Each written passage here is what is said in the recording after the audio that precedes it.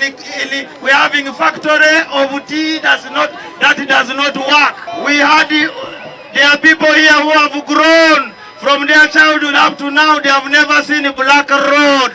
Today you have sent a very strong message to the rest of the people of Uganda.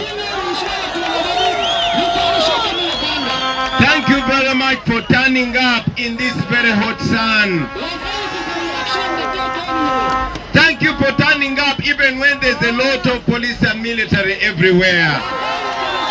Everybody is going to be free and equal before and under the law.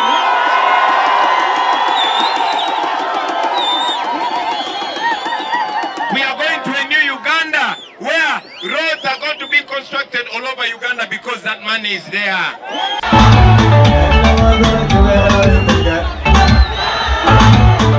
Download the app on App Store or Google Play Store now. Vision Digital Experience, the future of media.